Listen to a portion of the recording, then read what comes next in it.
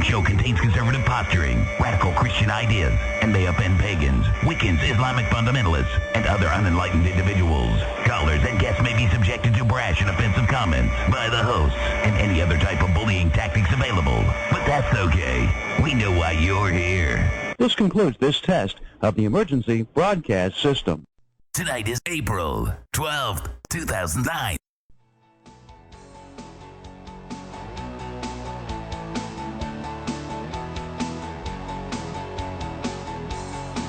What's up, guys?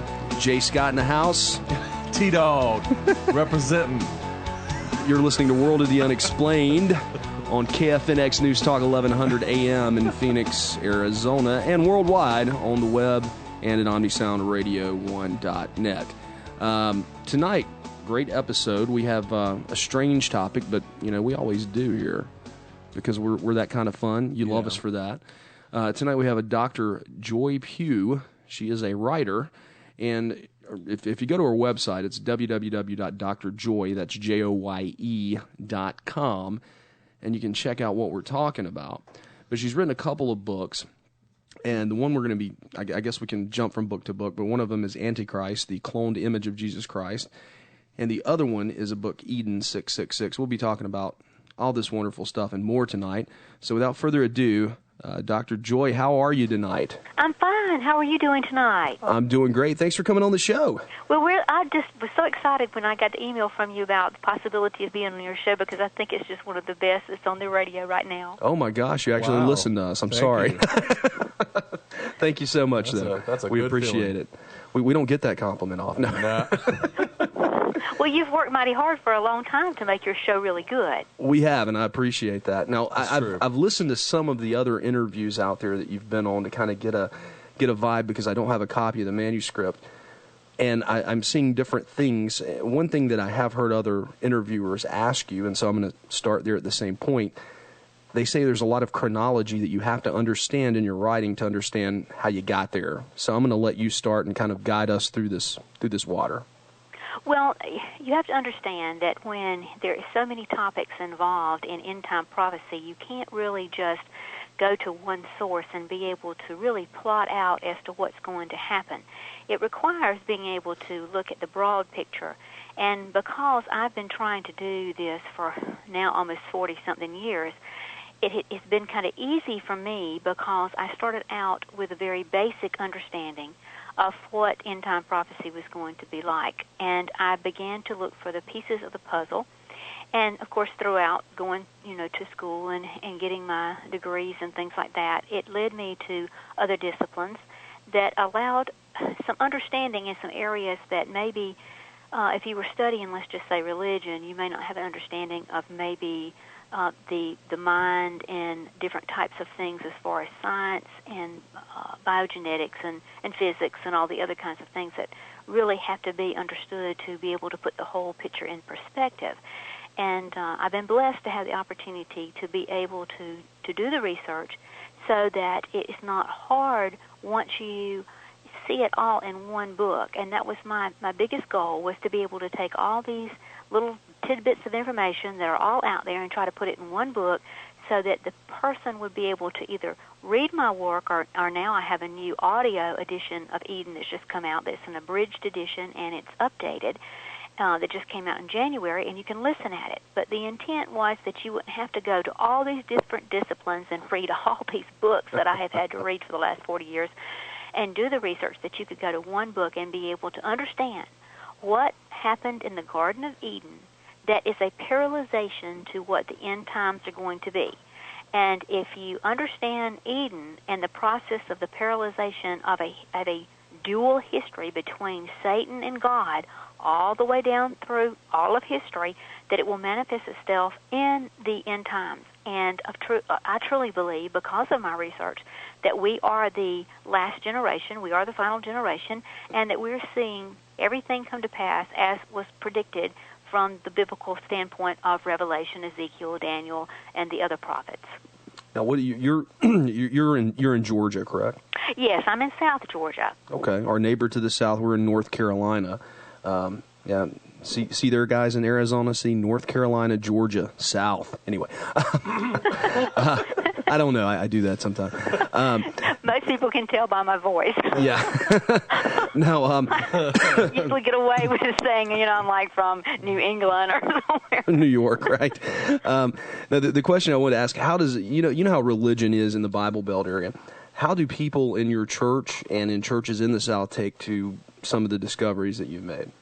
Well, I think that it's been very difficult for a lot of people to really come to terms with a lot of the things that I have had to bring forward really in my work. Of course, I was born and raised in Southern Baptist Church, and I started going there when I was 1 year, almost 1 day old.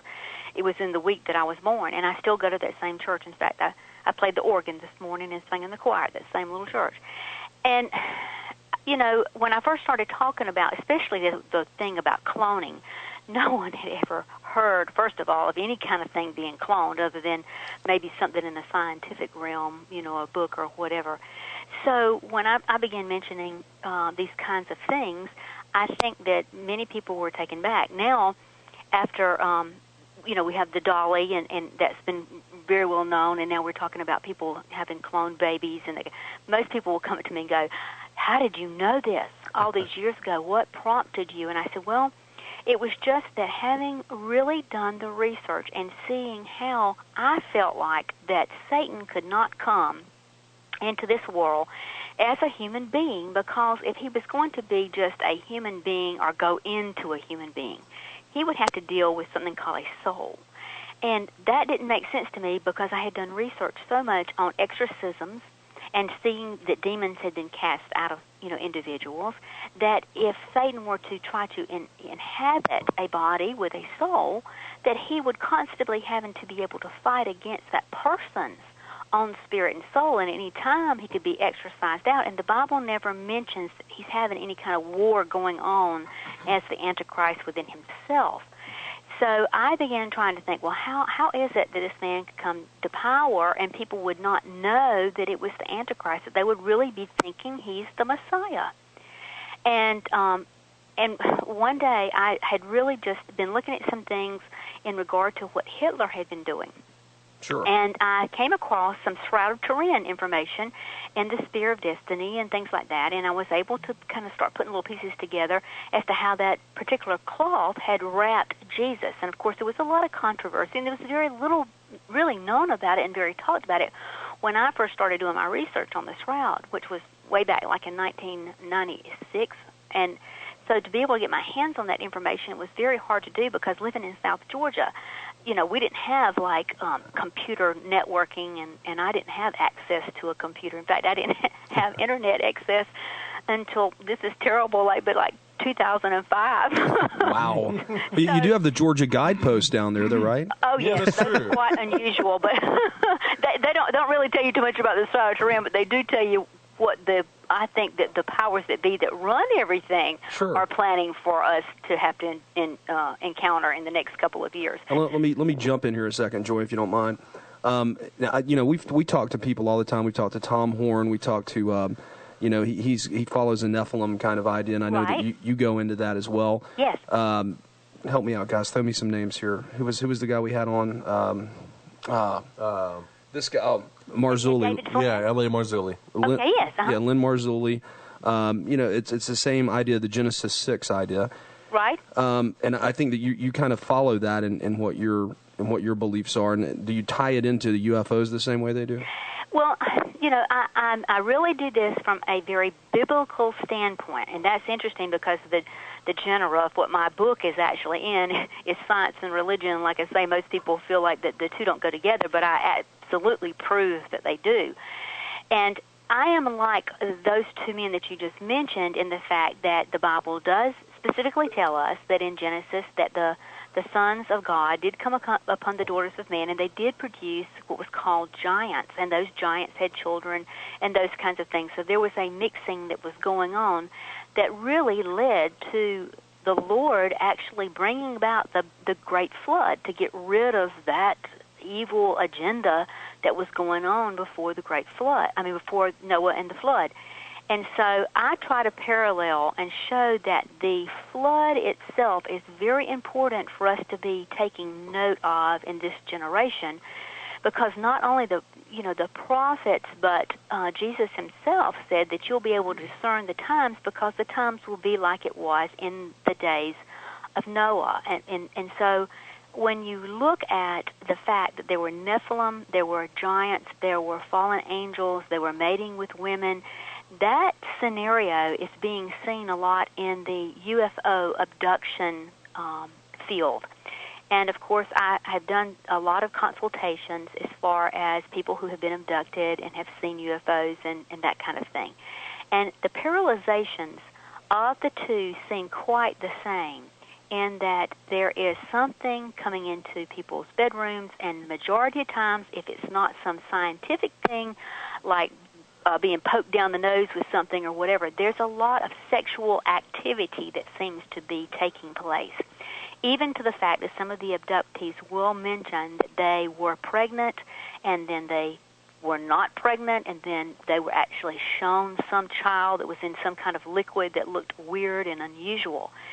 So I can't help but say that from my research that there is a manifestation of something that's able to come from a spiritual kind of realm, or let me say a realm that you cannot see, or a realm that we typically can't walk into because we are in the physical realm. But the fact that these Nephilim could come down as fallen angels and have sexual relationships before the flood and produce children tells me they have the capability of transcending from spiritual to physical realm. And one of the reasons I believe that you and some of the other people I've mentioned believe that the flood happened was to wipe out this this bad seed that had gotten through, and Noah's family was the only one that didn't have it. Thus, Noah's line, after the flood, helped produce Christ through a pure or a more pure human vessel, I suppose. Well, I think that the thing that's most important is that Noah was the particular person. It said he walked perfect, but that perfect means that he had the perfect lineage from Seth, because I believe that Cain was actually the son of Satan and Eve, and that really Seth's lineage, which replaced Abel because Cain killed Abel, then Seth's lineage will show you that it goes all the way to Noah, and then Noah, of course, had 3 sons, and those 3 sons are really, and their wives, is what went through the flood. The interesting thing is that I have noted in my research is that Ham seems to be the weakest link, and the one that apparently is going to be used and was used to manifest the giants, or the seed of the giants, which, of course, there was a remnant after the flood, and the Bible specifically tells us that these people like Moses and his group that were coming from Egypt through the Promised Land had to encounter those people. So Shem's lineage, who is Noah's other son, is through which the bloodline of Jesus came, and that's why Jesus had to follow that blood lineage. But with Ham being the weakest link, Shem being the link that Jesus came, you're still seeing the parallelization of going down, through history. And that's where my book tries to be able to show you how it started in Eden, goes through the Great Flood, and then, of course, through history till now. Now, I want to take a brief break. Our phone lines are down tonight at 877-SCARE-U2. So what you're going to have to do, unfortunately, this will be fixed next week.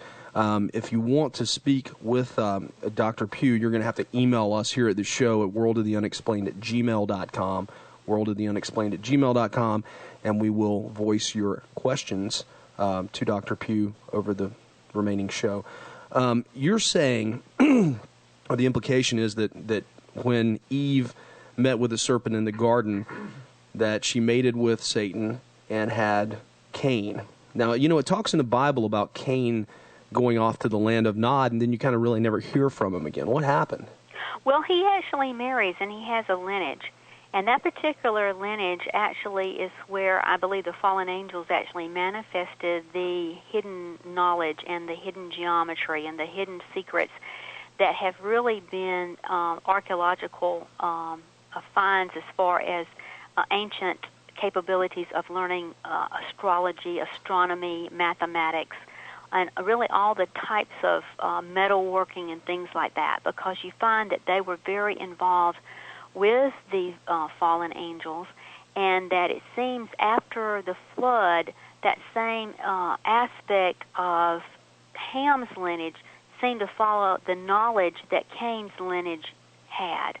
So somewhere, which I believe happened, was that in the Epic of Gilgamesh, there was a man who was able to put together a ship that had nothing but biological seeds and information on it, and that I believe Ron Wyatt may have found at the bottom of Ariad, and that probably Ham's lineage, who came down the mountain, who was cursed by Noah for the sins that he committed against Noah, that they found this ark with the seeds and whatever, and that they were able to take these tablets of destiny, which were the emerald tablets that supposedly Cain's lineage had, because it was sciences and archaeology and astronomy and mathematics and all those kinds of really science kind of things that Ham's lineage picked up, because Ham's lineage is the one that went off, and his son Nimrod is who actually built the Tower of Babel. So there was the archaeological buildings coming back into play again. Really, abominations against God were going on. So that is how I feel like that Satan just kept his lineage kind of coming on through. And of course, many people really are concerned. Like, they're like, well, how could have Ham? How does it say that Ham was actually the bad guy? But if you really read into what it's telling us, is that Ham committed some kind of act. Now, some people believe that it was a homosexual act against his father Noah. But I find it interesting that it talks about, prior to that it says Noah's 3 sons, and then it says, but Canaan was the son of Ham.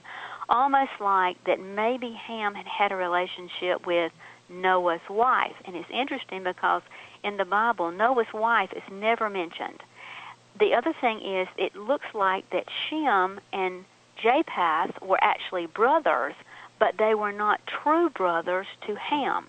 But it doesn't say whose mother was or whatever. So it leaves us with an open, unfortunately, question as to what was going on. But the fact is that Noah actually cursed Ham's first child, Canaan, and that was similar to the curse really that occurred really in the Garden of Eden. So I just tie it back as a parallelization to Cain, and then from Canaan, who was Ham's son, and of course Nimrod and all that group, that was what God never really wanted, his true lineage that came out of Shem and went all the way down through the Israelites and to Moses coming out of Egypt, not to mix with that Ham's lineage of the Canaanite groups and whatever, Hittites and all that, because they tended to have something involved with the remnant from the giants.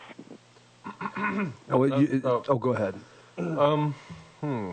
This is sort of a half-baked question. No. Yeah. Okay, so Nimrod and the Babylonians, the Near Eastern people, are following this lineage of Ham.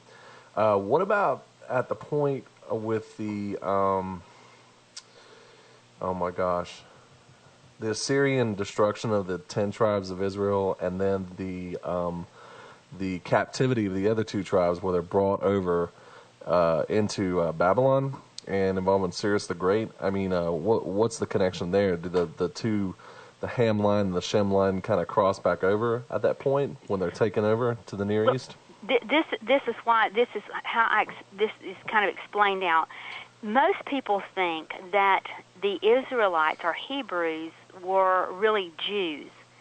What we find is that the Hebrews were, of course, the original Israelites who were from Abraham, Isaac, and then Jacob, and Jacob's 12 sons were actually the Israelites, because Jacob's name was changed to Israel. So it doesn't have anything to do with the state of Israel, which a lot of people are confused about. But these 12 tribes had been in Egypt, and of course Moses went in, he brought them out of Egypt, and of course they were going through the wilderness after they'd gone through the Red Sea, and it parted, and of course they had gone back in on the Pharaoh and all his people. And as they were traveling to the Promised Land, God kept telling them, do not mix, do not mix. And of course, you remember in the biblical story, it told them, it tells about that there was the giant Og, and of course we know about David and the Goliath. So those people who were out there were absolutely from that Ham's lineage that came off, the ark with Noah. And so what happened when the Israelites were not really obeying, they were led into captivity with Nebuchadnezzar and the Babylonians. And when that happened, then that meant that the Israelites, the true Hebrews, the true chosen 12 tribes, were actually intermingling and having sexual relationships with these supposed what they call pagans, but it was actually, I believe, the kind of the serpent lineage again. And the people who mixed, in other words, if you had a woman who married one of the men from that tribe or vice versa, and they had a child, when they actually got out of captivity and came back into the promised land of Judea and those areas, instead of being called the Israelites and the Hebrews at that point, that's when the term Jew came to be known, because it meant whether you had a mother or a father as a Jew, then you became a Jew because your mother or father. It was connection through that, and not the fact that you were the true 12 lineage Israelite Hebrew. And what also happened at that time was that your priest had been indoctrinated into the Babylonian concepts of like Kabbalah and that kind of thing. And so there was a lot of mysticism, things that were being brought from what I call the hidden secrets and the hidden mysteries and things like that were truly information that really Satan and his fallen angels had imparted to Cain in those emerald tablets. That kind of got mixed in with Mosaic law. And if you remember in the Bible, when Jesus confronted the Pharisees and the Sadducees, he actually called them vipers, that they were trying to manipulate Mosaic law to meet their needs but not following it as it should be because they had mixed. And that's what he was actually saying was kind of an antichrist doctrine, because they were mixing Mosaic law and not the true law or the true word of what had been given to Moses and the 12 tribes and the Israelites that had stayed, true Hebrews and Israelites. So that has been a confusion, I think, by especially people in my area and even myself. I grew up thinking a Jew was a Jew was a Jew, Jesus was a Jew. And then when I started doing the research and I understand that John the Baptist called these people vipers, and then all of a sudden Jesus is calling them, vipers, but yet they're the Jewish Pharisees and Sadducees. So once you understand that there was already a society of mixing going on, and of course that was really one of the first things that the commandment that God says, you have no other gods before me, I'm a jealous God, do not mix things together.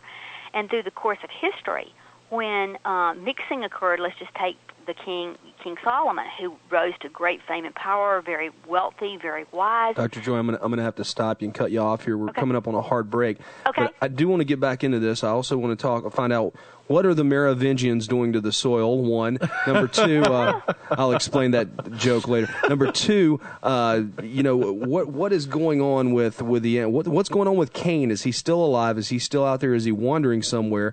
Number three, who is the Antichrist? Do you know who it is? Are you going to tell us about it? And is it Prince William? I've got all these questions and more coming right back. And I've got, you remember we interviewed Clyde Lewis, and he believes that. He said it was Prince William. We got 5 seconds here. We're going to be back. You're listening to World of the Unexplained. See you in a second. Thanks.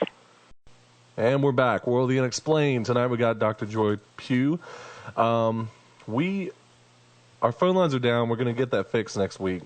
But if you want to email a question for Dr. Pugh, send us an email at worldoftheunexplained@gmail.com. Okay, Joy, you were talking about King Solomon before the break, and go ahead and finish up with that. Yes, I was explaining that when King Solomon started mixing with the strange wives and bringing in the pagan beliefs and actually intermarrying with them, that is when really the Ark of the Covenant left the premises and Jehovah left the building, the whole 9 yards.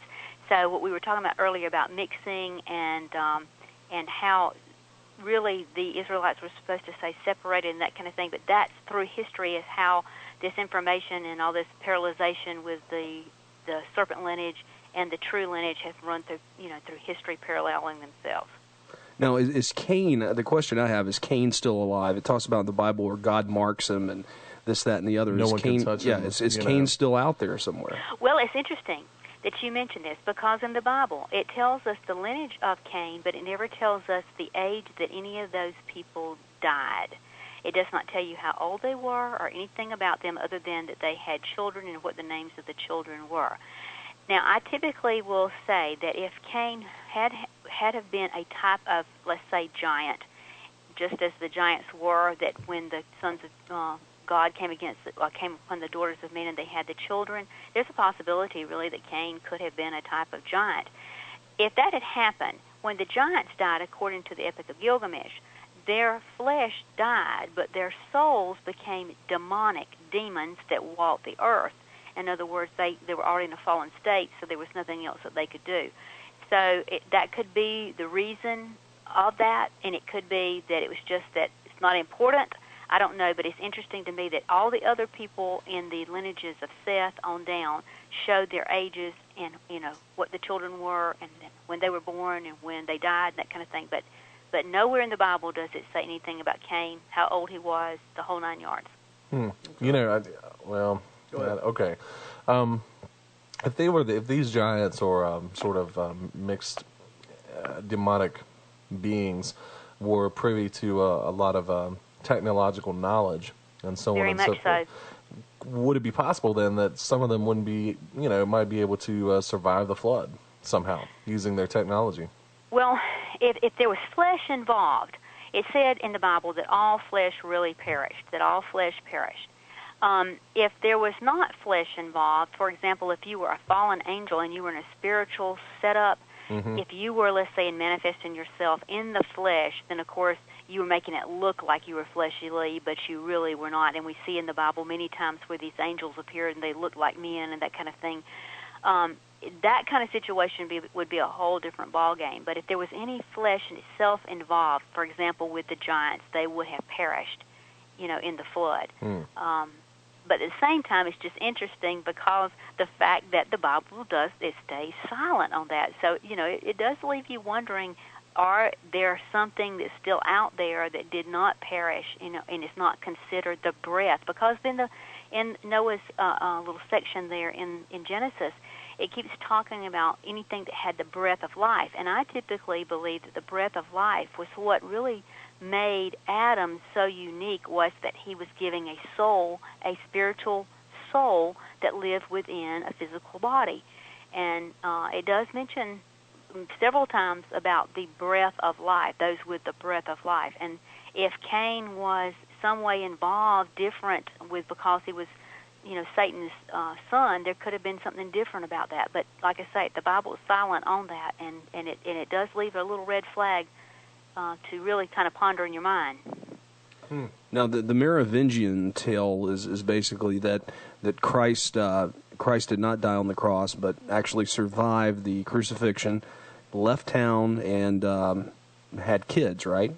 That's right, and that was kind of promoted from the esoteric realm of Christianity, which ties back into the Pharisees, Sadducees, Essenes, who were these secret sects who had actually learned their information from the pagans. That was when they were taken captive by the Babylonians, and that they were indoctrinated into, like I say, the Kabbalah and things of that nature, into the mysticism, and that, of course, involves not magic, but it's a black magic, white magic kind of thing. It's not like you're fooling somebody. It's really, truly using harmonic geometry to pull about certain kinds of changes and do whatever.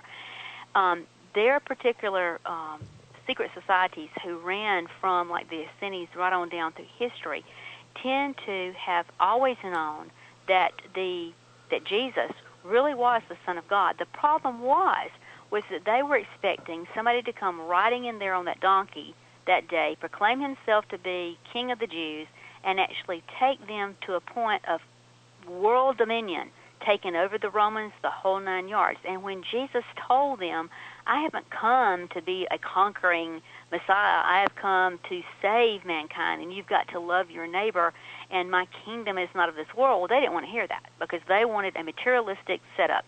And that's why Satan took Jesus up and said, hey, up there in the temple, he said, I'll give you all this. You just denounce what you're saying, and let's do a materialistic kind of thing, and let's just all live here and stay in this realm. Because Satan at that point was already a fallen being, so he knew there was no better for him. But when Jesus didn't do that, then, of course, they wanted to kill him. And so when the Shroud of Turin, which I believe is how the blood has gone down as far as through the lineages to try to keep it as what I call the real grail, or the cup that the Camelot Arthurian legend was kind of based around, without saying that it was a shroud and it had the blood in it. They tried to use it with the Grail cup with the blood or whatever. What had to be done to try to get it to this point in history was to try to make it look like that Jesus had married Mary Magdalene, and that they had had children. And from that, the children, that there was a lineage called the Merovingian bloodline from which all the royal, real blue bloods had actually sprung from. And that was to make it look good on paper. And, of course, we know Dan Brown's Da Vinci Code, that just blossomed, and everybody was like, oh, my goodness, I didn't know Mary Magdalene and Jesus had a relationship. Yeah, they're devout Christians, aren't they? Yeah. I'm like, did you really read the Bible? But anyway, when you can bring in a lot of things, and you find secret societies doing that, they'll mix Christianity's Christian terms, just like, for example, the Masons do all this stuff with King Solomon's temple. They bring in the religious aspects and names and whatever, but they do a little slight twist, just enough to get you, and that's where Satan's really good at this. He has the ability to take truth and make it a lie very easily. And that's what he did with Eve in the Garden of Eden. He was imitating Jesus, or our future Messiah, and God as the tree of good and evil. He was imitating the tree of life. And that is why Eve was not frightened by, a serpent, as we would think if a serpent started talking to us. We'd be like, exit stage left. I don't understand why this evil creature is talking to me, and much less does he want to have a relationship with me. I would be like, oh, wrong. But anyway, she didn't do that.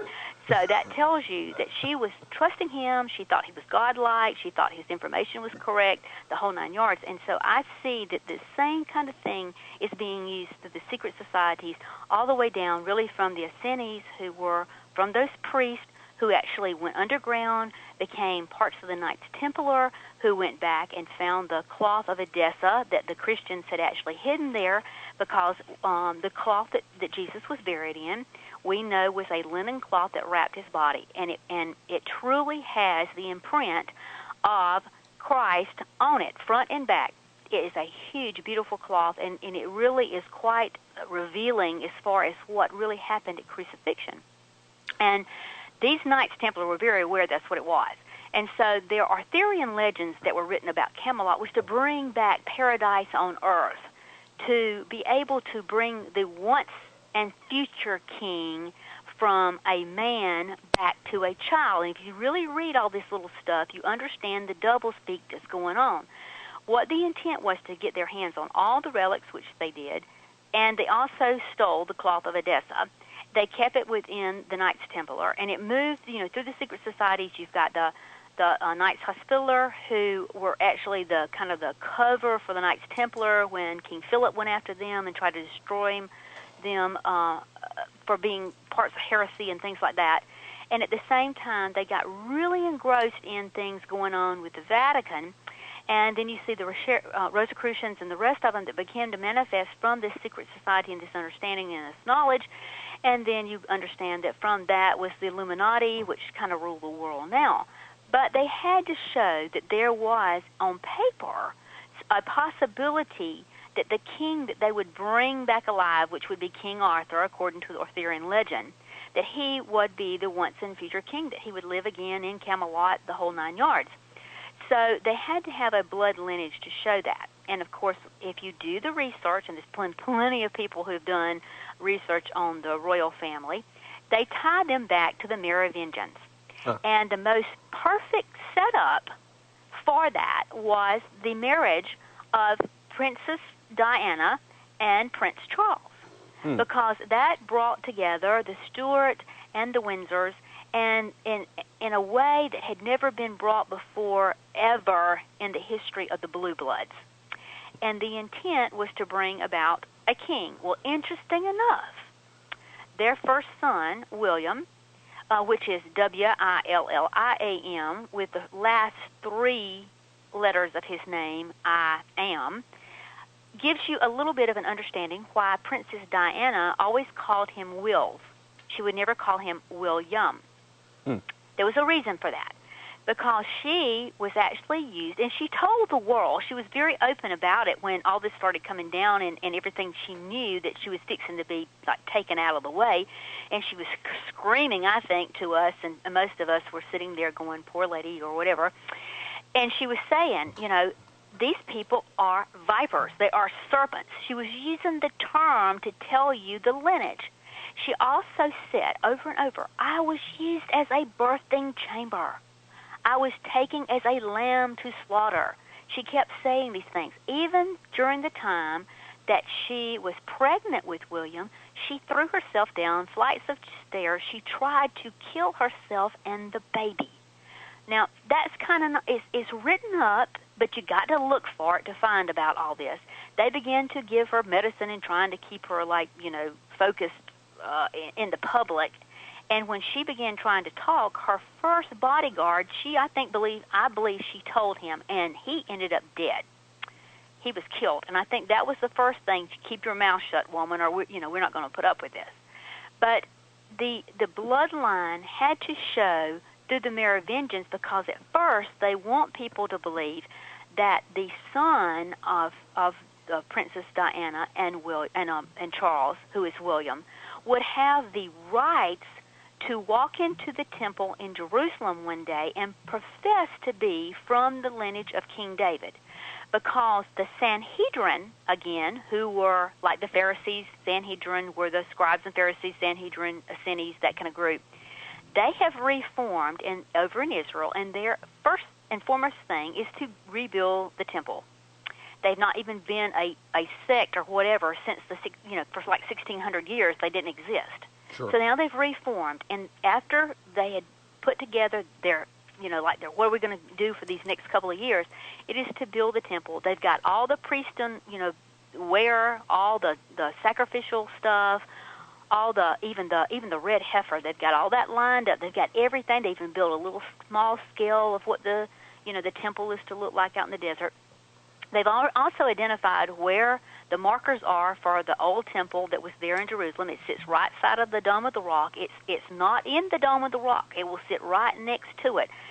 So everything we're seeing right now, where they're trying to do like a split state over there and whatever, if they was to run just a little line right down through that, they could build the temple side of the Dome of the Rock. It would be no problem, because in the end times, that temple doesn't have to have the court of the Gentiles on it. That's a whole other story. It'll take us 2 hours to go through that. But anyway. I've heard they've even picked out the curtains, though. They've got everything, but they're waiting for the priest. They've got to find somebody from the lineage of David to be able to say that it's got to have this certain priestly lineage. Well, the only prophet, priest, and king would be Jesus. It cannot even be a lineage of David, because David was a king and a prophet. Although he did wear some of the priestly things and do some of the priestly things, the tribe of Levi and Aaron were the priest. Well, you have to go through the lineage to find out that Jesus, his mother, Mary, was the cousin of Elizabeth, and their family were the priestly lineage. So Jesus he could have been the prophet, the priest, and the king. Well, in 70 A.D., that particular temple over there in Jerusalem was totally destroyed. So that meant that all the records were destroyed. Well, I do know that from historical record that the Knights Templar were in there. They were trying to get to the bottom of those little arch chambers that were all up under that temple, that some of it still exists. And they were trying to find out that information. So if anybody could have gotten that information, the Knights Templar could have. And I think that's where they've tried to kind of manipulate the Merovingian bloodline to make it look like it goes right to William. So, but you're basically saying that in your mind and your belief is that Prince William is the Antichrist. He actually meets every demand that would be needed to be able to walk into the temple, because the Antichrist has got to be from a Jewish lineage.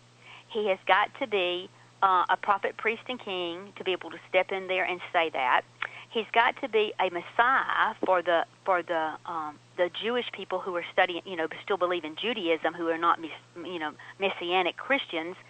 So he's got to meet all these specific little things. He's got to come from a revised Roman Empire.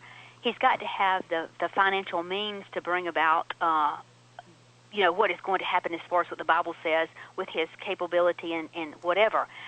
But the interesting thing that they have not really wanted anybody to know, and that is the fact that the Shroud of Turin had blood on it, and that blood was cloned even back in 1978 when the first Stirrup Committee, which was the scientific shroud committee, studying, they started taking samples, and they were able to actually clone those samples. They were a male. They had some of the Cohen blood genes on them, and since Nazis were able to take, in Hitler's regime, underground scientists, when they were doing all their little stuff, they were looking for the genes that would identify the true Hebraic lineages. In fact, Israel right now, if anybody that's Jewish goes back, if they're the lost tribes, they're gonna do a DNA samples, and they're already logging those people to know who they are, where they came from, the whole 9 yards.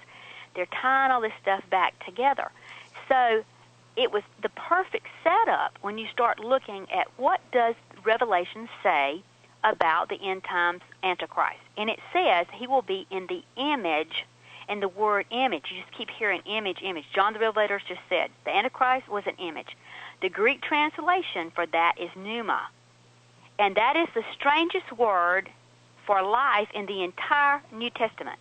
And John actually uses that in Revelation as he writes about the Antichrist. He uses that term 4 times to describe the Antichrist. And that means a quasi-form of life, this pneuma does.